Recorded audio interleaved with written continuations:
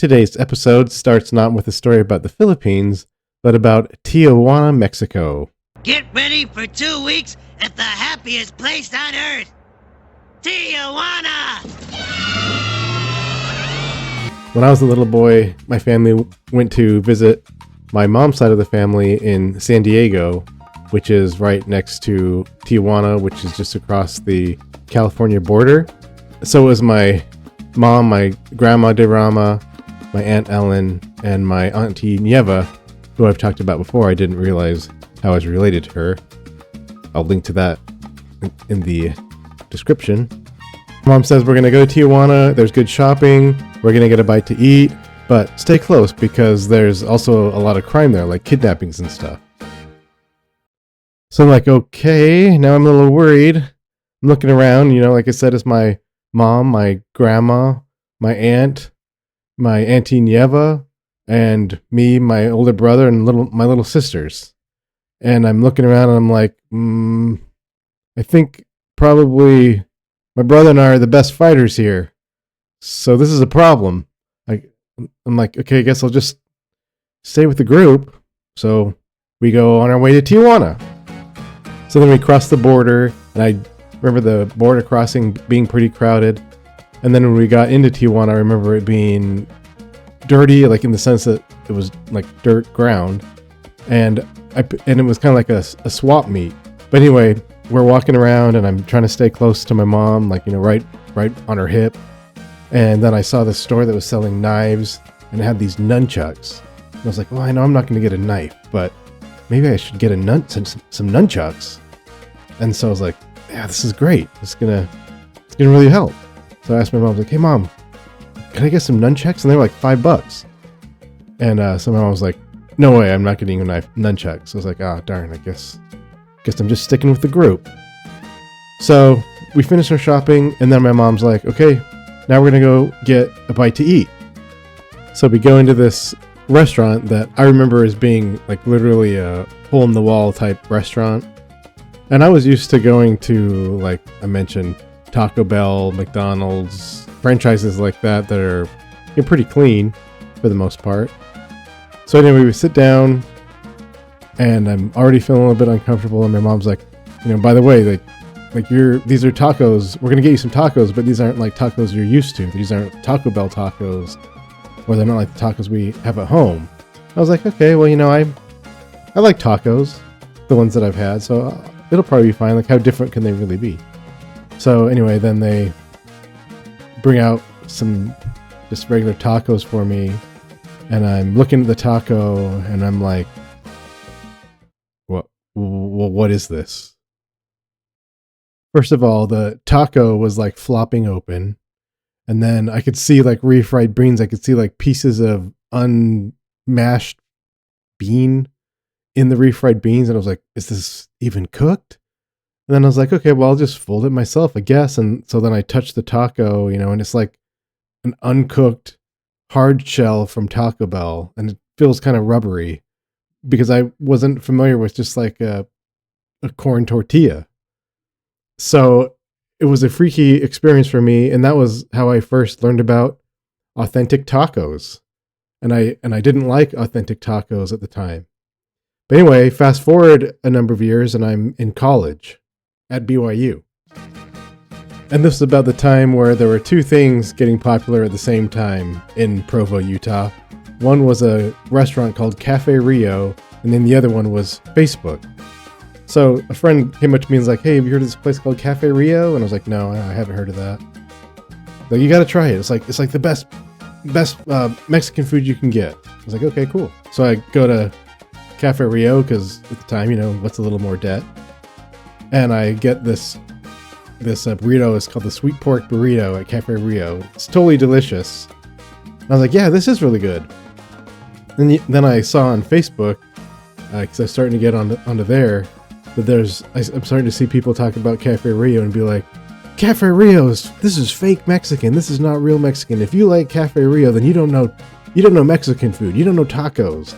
I was like, oh, wow. I mean, that's kind of the first time I'd seen backlash on you have to be eating the right type of Mexican food or you lack taste. And that argument still kind of goes on. And so you can probably see where I'm going with this, but my point is, what I learned from my trip in Tijuana and my first experience with an authentic taco is that, there's an authentic taco, there's Cafe Rio, which they call themselves modern Mexican, and then there's Taco Bell, whatever that one is. But in my mind, they're all good, but they certainly all are different, but they're still Mexican food, and maybe people will debate with that. But I'm going to use that analogy as I talk about today's episode, which is what makes an authentic, real, full Filipino. But before I do, there should be no debate about the delicious goodness of assorted polvorone, the Philippine shortbread by Goldilocks. Assorted polvorone comes in 4 delicious flavors: classic, cookies and cream, pini pig, and ube. If you need some deliciousness in your life, try polvorone today. Remember to store in a cool, dry place. Welcome to the Part Filipino Podcast, the podcast for people who aren't quite sure if they actually count as Filipino. My name is Leland Fox, and I'm half Filipino. I hope you'll join me as I explore what it means to be part Filipino.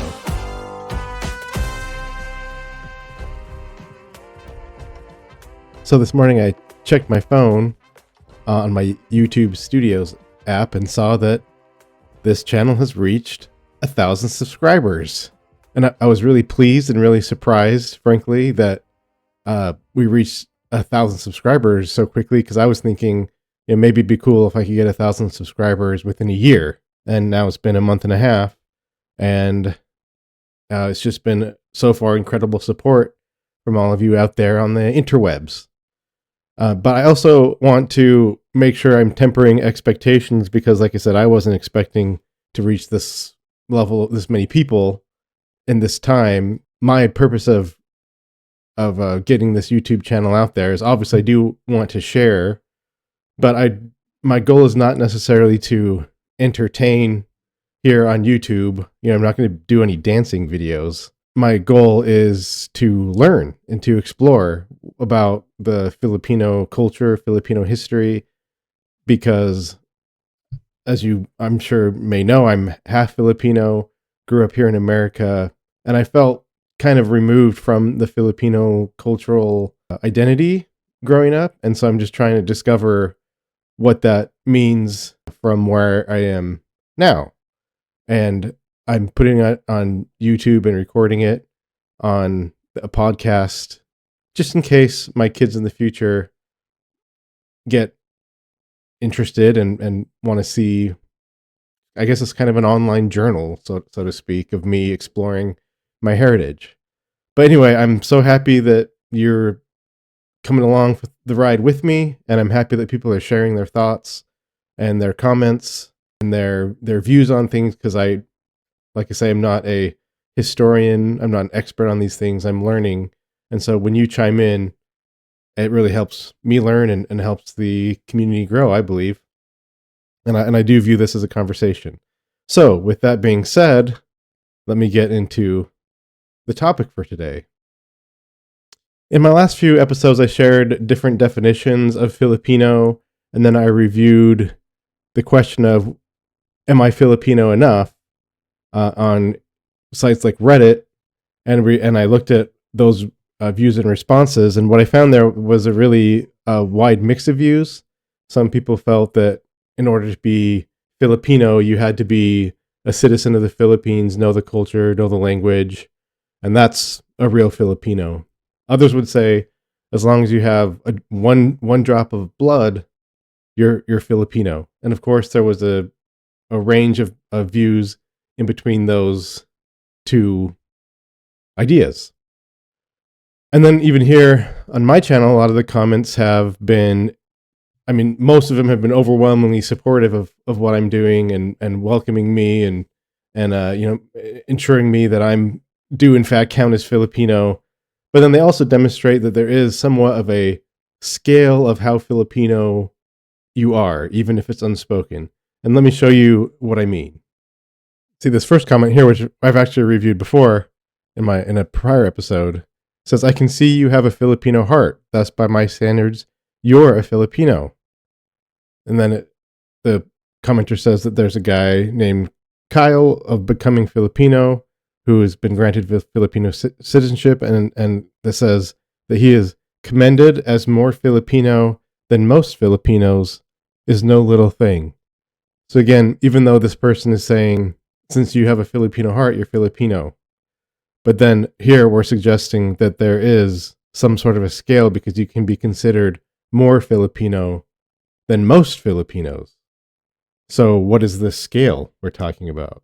Other commenters kind of echoed what the first person said, that it's all about having a Filipino heart. Blue Fairy says being a Filipino is not just having the color or race, it's about how you accept being part Filipino by heart. Nalabaga 8695 says the thing about being Filipino is that it's never about blood. You don't need to have parents who are Filipino to consider yourself Filipino. If you choose to be Filipino, then you are Filipino. Never about the blood, it's about you making the decision. The popular phrase is Pusong Pinoy, not Dugong Pinoy, which I looked up on Google Translate, means Filipino heart, not Filipino blood. Next commenter, Mr. Filam Fishing, says, there's no such thing as part Filipino. Let me explain. If it's in your heart that you are Filipino, and you uphold our culture and our values, then you are a Filipino, period. My adopted sister is literally white with no Filipino blood, but she speaks Tagalog. She eats Filipino food like no other, especially sinigang and kare-kare.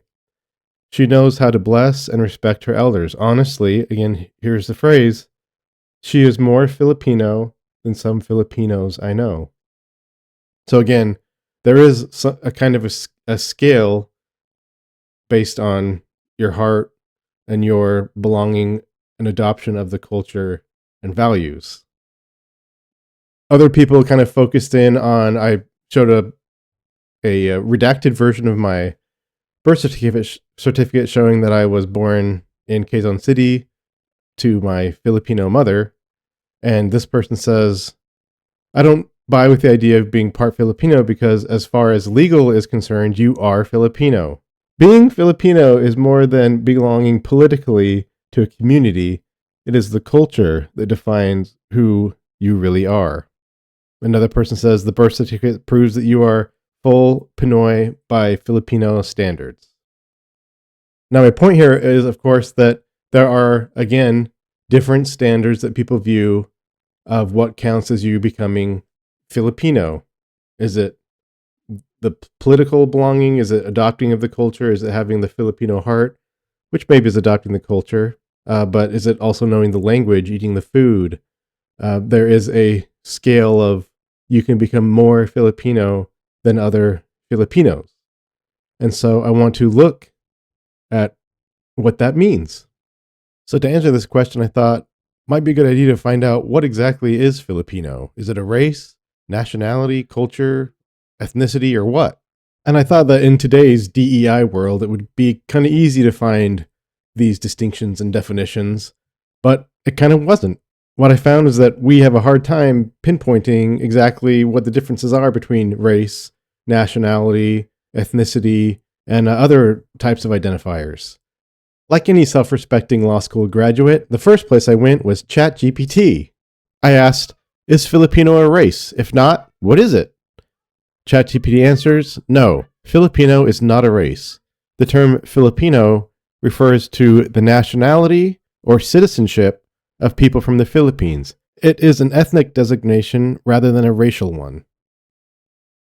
Okay, so ChatGPT says, no, Filipino is not a race. But then I also remembered that in a prior episode, I was talking about the United States Census and people were identifying as Filipino. And I got curious, well, what does that look like? What are they identifying as in the US Census? So I went and looked. So here I have a copy of the census form. And if I scroll down to the question, number 9 says, what is person one's race? It says white, black or African American, American Indian or Alaska Native, and then it has a bunch of other boxes, and one of those boxes is, lo and behold, Filipino. as a race. But the U.S. Census Bureau also points out that the categories are not an attempt to define race biologically, anthropologically, or genetically. So it's technically not defining race. So now we have ChatGPT, which of course you take with a grain of salt, that says no, and the US Census, which says yes, kind of. So now I'm thinking, okay, well, we better get to the bottom of this, better look up the definition of race. Okay, so now we have Merriam-Webster's definition of race, which is any one of the groups that humans are often divided into based on physical traits regarded as common among people of shared ancestry. This dictionary definition would seem to fit with applying to Filipino as a race because, in general, or at least sometimes, I could look at someone and say, that person is Filipino. For example, in this year's Summer Olympics, the breakdancing or breaking, which was overshadowed by the Australian lady, Reagan, but Reagan competed against an American breaker named Logistics. And when I first saw Logistics, I turned to my wife and said, I bet you $1 million that Logistics is Filipino. So we looked it up, and sure enough, yes, she's Filipino-American, and so my wife now owes me $1 million. But my point is, if race is associated with physical traits that you can identify by looking at someone, then seems Filipino could satisfy the definitions of race. And also, in case you didn't know, Logistics did win her breaking battle against Reagan. This was the dictionary definition, but I wondered if the law maybe had a more specific definition. When I was in law school, I took a discrimination in the workplace course, and I learned, number one, I didn't want to get involved in HR. But I also learned that there was a Civil Rights Act of 1964 that prohibits discrimination in the workplace. So I thought, I'm going to go to that law and see if they define race, nationality, things of this nature under the statute. So I pulled up the code from Cornell Law School, which is cool because they put hyperlinks when terms are defined. But this is 42 USC Code Section 2000E, which is the anti-discrimination statute. And in here it says, it shall be an unlawful employment practice for an employer to basically discriminate because of such individuals' race, color, religion, sex, or national origin. And if we look here, race is not defined, color is not defined, religion is defined, sex is not defined, national origin not defined. So even in this statute, it's identifying these terms, but it's not providing a specific definition. And I'm assuming that's by design because these terms have taken on definitions that I'm sure are explained in case law. But I'm not going to get into that. My point here is that these definitions can be somewhat fuzzy. For instance, a CNN columnist wrote an article, The Differences Between Race and Ethnicity and Why They're So Hard to Define. Because these issues can be difficult to define. Even within the community here on the Part Filipino podcast, there already is disagreement in the comments. Well, disagreement is probably a strong word, but discussions in the comments which show that there's some variation in understanding on whether Filipino is a race or is it something else. And let me show you. One commenter says being a Filipino is not just having the color or race, acknowledging that it is somewhat color or race. It's how you accept being part Filipino by heart. Another person says that there's a native definition of Filipino, which is, and I'm going to butcher this, I already know it, but it says Lahing Pili Lahing Pino, which means a chosen and defined race. And of course, not everyone agrees that it's a race. Someone says Filipino isn't a race, it's a nationality. Point being here that there's not a single easy definition that makes it easy to categorize what exactly Filipino is. But, ladies and gentlemen, boys and girls, it's your lucky day because today I am going to do it. I'm going to share 4 ways a person becomes Filipino. I'm not sure if these are the only four, but these are four ways a person becomes Filipino. And I'm going to identify the scale of what makes someone more or less Filipino. Now, I've gone through the ChatGPT definitions, the dictionary definitions, and just through some other random articles and things that I've read online to kind of figure out how I want to look at these things. And ultimately, I am going to use the ChatGPT definitions of these categories, just because I think it includes a lot of what I was reading, other than just what's in the dictionary, which I think in some ways is overly simplistic. And so the first one we've already covered, but that's race. And the way that ChatGPT defines race is that it's a social construct used to categorize and group people based on physical characteristics such as skin color, facial features, hair texture, and other inherited traits. And I'm going to chart this out. Or the second way that someone could become Filipino is through nationality. Nationality refers to a legal relationship with a country or state and is often associated with the country of birth or ancestral origin and is tied to one's cultural, ethnic, and historical identity.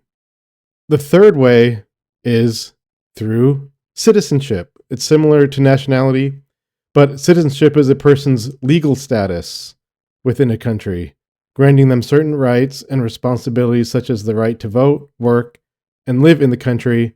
And something that the dictionary added that I think should be added here is that citizenship also entitles you to protection. And in the case of the Philippines, citizenship is attained either by you being a natural born citizen, and I think that I might be that. I'm still looking at it, but my birth certificate, my mom is of course Filipino, so she's identified as Filipino on my birth certificate when I was born in Quezon City.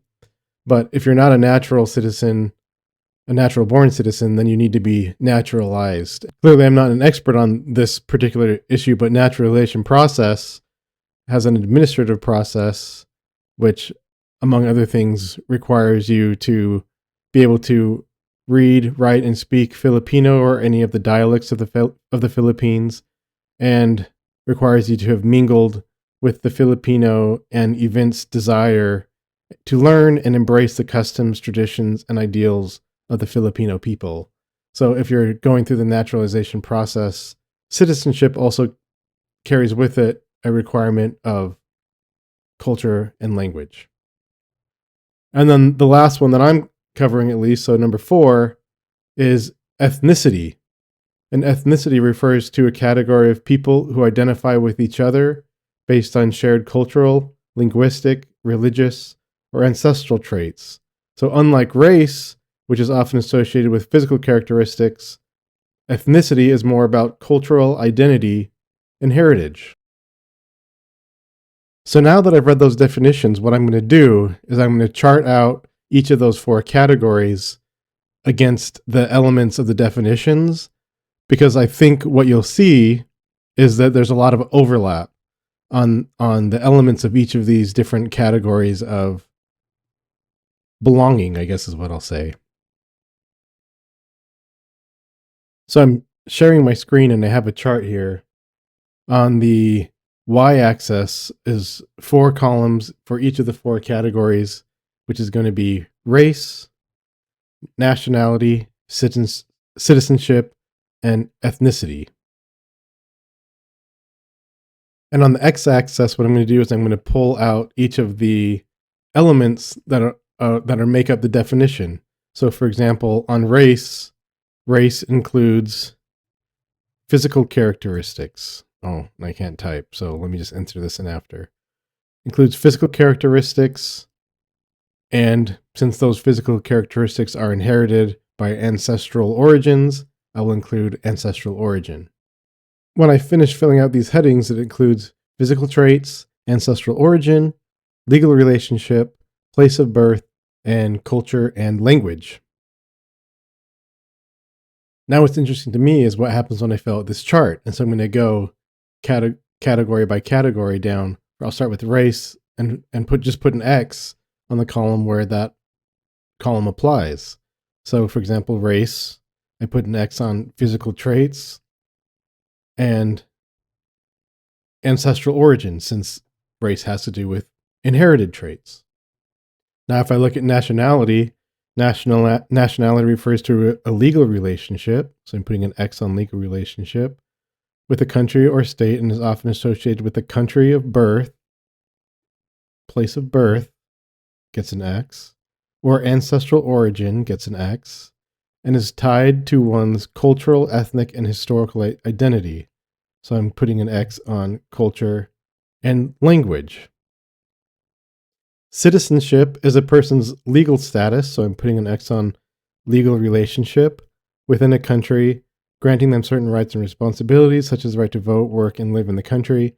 And I kind of mentioned in the Philippines, it can include your place of birth if you're a natural-born citizen, and it can require culture and language if you're going through the naturalization process. You need to have that.